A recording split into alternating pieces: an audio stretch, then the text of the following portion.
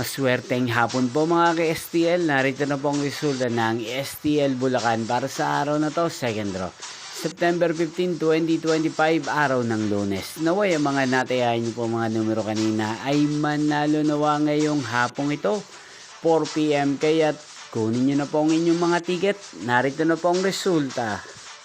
Ang mga numerong ninalo sa STL Bulacan ngayong hapong ito, September 15, 2025, 4 PM, second draw, result 29 at 7.